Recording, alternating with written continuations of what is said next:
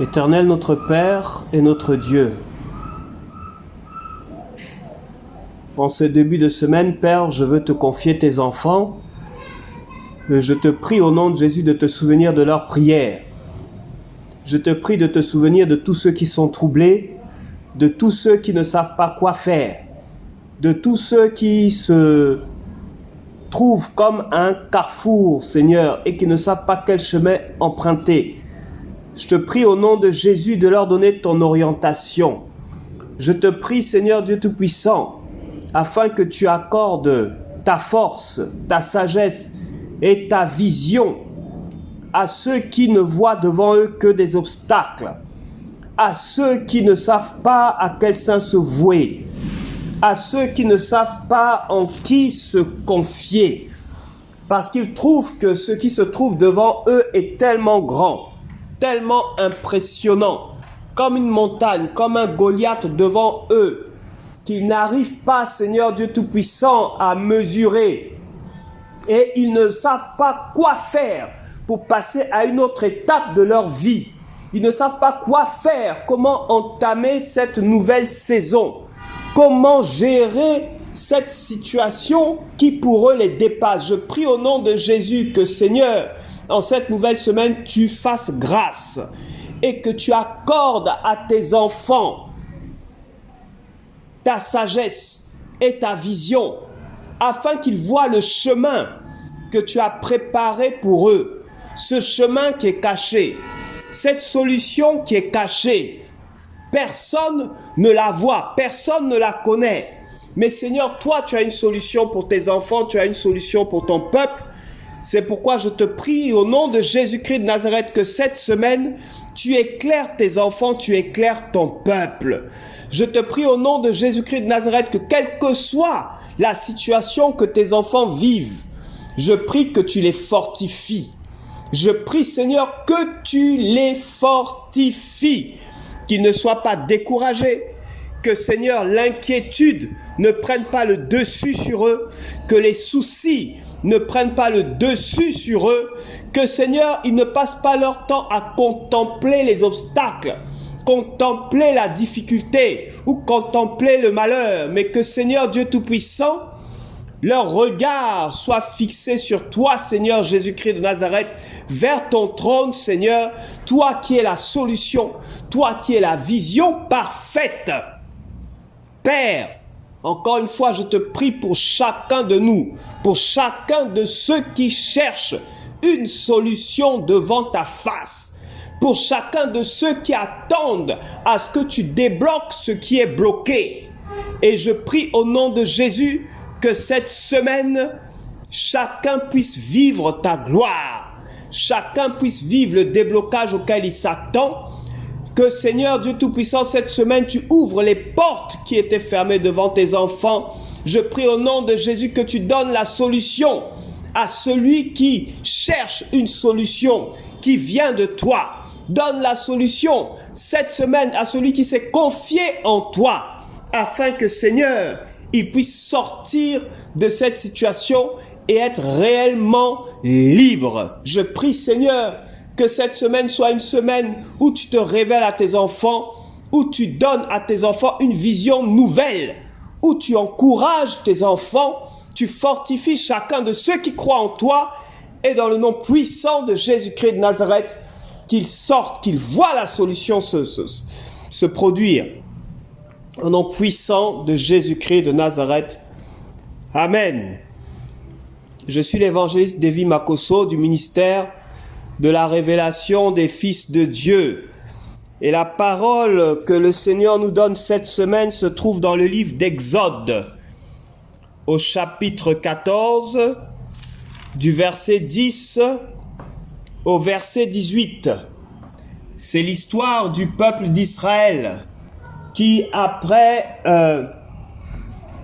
la résistance, après avoir mené un combat d'ordre spirituel, pour pouvoir sortir d'Égypte, il a fallu que Dieu combatte pour eux. Il a fallu que Dieu frappe de 10 plaies le peuple d'Égypte.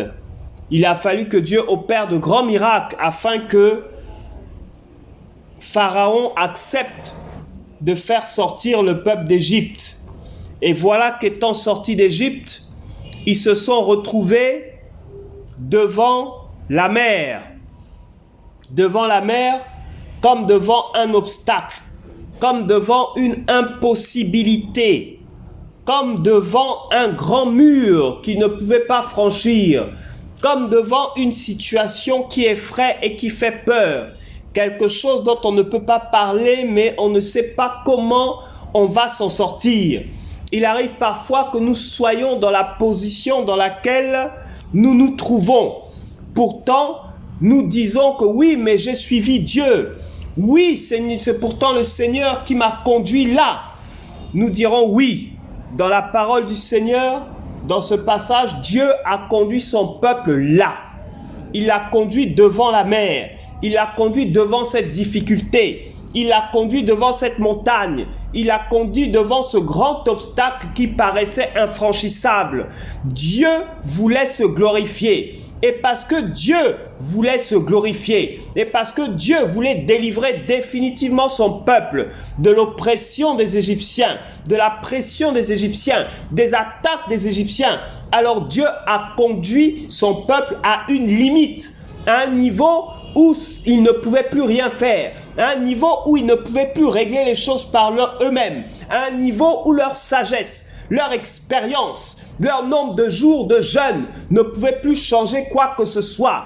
Il les a amenés à un niveau où Dieu lui-même voulait se glorifier dans la vie de ce peuple, de son peuple Israël.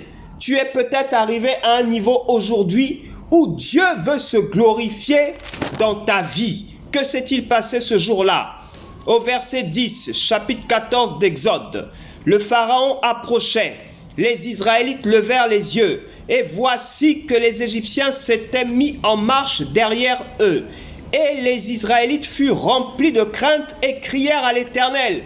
Ils dirent à Moïse, « Est-ce parce qu'il n'y avait point de tombe en Égypte que tu nous as amenés pour mourir au désert? Que nous as-tu fait en nous faisant sortir d'Égypte? N'est-ce pas là ce que nous te disions en Égypte? Laisse-nous servir les Égyptiens, car vaut mieux pour nous servir les Égyptiens que de mourir au désert. » Moïse répondit au peuple, « Soyez sans crainte, restez en place et voyez comment l'Éternel va vous sauver aujourd'hui. Car les Égyptiens que vous voyez aujourd'hui, vous ne les verrez plus jamais. L'Éternel combattra pour vous, et vous gardez le silence. » L'Éternel dit à Moïse, « Pourquoi cries-tu vers moi? Parle aux Israélites, qu'ils se mettent en marche. Toi, lève ton bâton, et tends ta main sur la mer, et fends-la. Les Israélites entreront au milieu de la mer à pied sec. Quant à moi, je vais endurcir le cœur des Égyptiens, pour qu'ils y entrent derrière eux. Je serai glorifié par le moyen du Pharaon et de toute son armée, de ses chars et de ses cavaliers. Et les Égyptiens reconnaîtront que je suis l'Éternel quand j'aurai été glorifié par le moyen du Pharaon, de ses chars et de ses cavaliers. » Fils de Dieu, fille de Dieu, tu vis peut-être un temps difficile. Tu n'arrives peut-être pas à te retrouver. Ce sur quoi tu te retrouves te paraît, ce devant quoi tu te trouves aujourd'hui, te paraît peut-être insurmontable. Mais le Dieu qui a fait sortir d'Égypte son peuple et qui a conduit son peuple le jour par la nuée et la nuit par la colonne de feu, ce Dieu-là qui a mené son peuple au pied de la mer, devant cette immense mer, devant cette difficulté, devant cette impossibilité, lui qui l'a amené son peuple à un niveau où son peuple ne savait plus quoi faire ni comment réagir, c'est le même Dieu qui est avec toi, c'est le même qui est ton Père aujourd'hui et c'est le même qui te conduit. Il arrive parfois que l'Éternel, ton Dieu, te conduisent dans certaines difficultés ou encore devant quelque chose qui paraît pour toi une difficulté, devant quelque chose qui paraît pour toi une limite, parce que ton Père veut glorifier son nom dans ta vie. Il veut te montrer sa gloire. Il veut te montrer combien il est puissant, combien il est fort, combien ce qui est impossible pour toi est possible pour lui. Il veut te montrer l'étendue de sa grandeur et combien son règne n'a pas de limite. Il veut te montrer qu'il est plus grand que tes ennemis. Il est plus grand que toute forme d'adversité à laquelle tu peux être confronté. Il est plus grand que tous ceux qui pourraient s'élever contre toi, quel que soit leur nombre. Alors il te conduit et il te montre, voici ces ennemis qui te persécutent, voici cette difficulté que tu vis, voici cette pression, ce blocage que tu vis depuis des années. Voici qu'au nom de Jésus-Christ de Nazareth, cette semaine, tu seras débloqué, tu seras délié et tu seras réellement libre. Mais il y a un défi qui est devant toi et ce défi, c'est le défi de ta foi que tu dois mettre en action. Garde le silence, le Seigneur a dit à son peuple. Vous gardez le silence. Ne sois pas troublé devant ce que tu vois en face de toi. Ne sois pas troublé en face de ce que tu considères comme une impossibilité.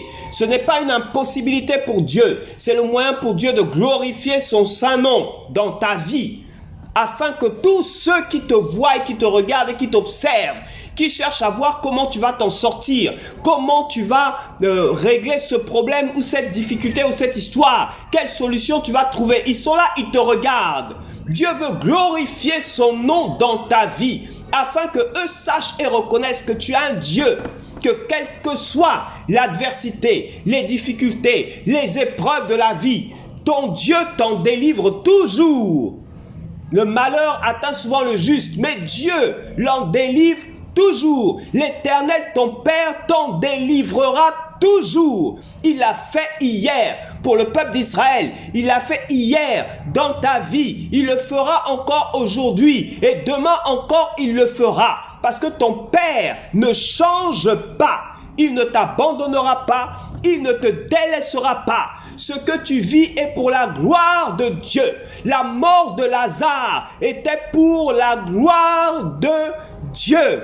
Le Seigneur Jésus a attendu que Lazare meure, qu'il n'y ait plus aucune possibilité de guérison, qu'il n'y ait plus aucune espérance de quoi que ce soit. La sœur du mort, bien que le Seigneur Jésus lui ait dit que celui qui croit en moi vivra, quand même il serait mort. Elle n'a pas cru. Le Seigneur a dit, il ressuscitera. Elle a dit oui au dernier jour, parce que la sœur du mort n'avait plus d'espoir. Et lorsque le Seigneur Jésus a dit, ôtez la pierre, elle a dit, Seigneur, il sent déjà, parce qu'il n'y avait plus de possibilité, il n'y avait plus d'espoir, il n'était plus possible de faire quoi que ce soit. Et c'est à ce moment-là que ton Père a glorifié son nom dans la vie de Lazare. S'il l'a fait pour Lazare, il le fera pour toi. Même si tu te trouves à la croisée des chemins, même si tu te trouves dans une certaine limite, certains obstacles, tu ne sais plus quoi faire, tu ne sais plus à quel saint te vouer, garde le silence. Garde le silence, ton Dieu est en train de travailler. Tu ne vois pas ce qui se passe, tu ne sais pas ce qui se passe. Garde le silence. Sois sage et ne te hâte pas de prononcer des paroles devant Dieu. Garde le silence. Ton Dieu est prêt à opérer un miracle dans ta vie cette semaine. Il est prêt à opérer une délivrance dans ta vie cette semaine. Il est prêt à opérer un changement dans ta vie cette semaine. Il est prêt à te faire passer dans une autre dimension cette semaine. Toi, garde le silence. Et de même que la mer a été traversée en deux, Dieu fera pour toi un chemin là où il n'y a pas de chemin. Il fera pour toi un chemin là où il n'y a pas de chemin. Là où tu ne voyais pas de possibilité, Dieu crée la possibilité. Là où tu ne voyais pas d'opportunité, Dieu crée l'opportunité. Là où tu voyais une porte formée, voici que Dieu t'ouvre les yeux et que tu vois la porte qui est ouverte. La solution est là, devant tes yeux. Change ta vision. Garde le silence. Et tu verras la gloire de Dieu. Amen. Que Dieu te bénisse abondamment. Au nom de Jésus-Christ. Amen.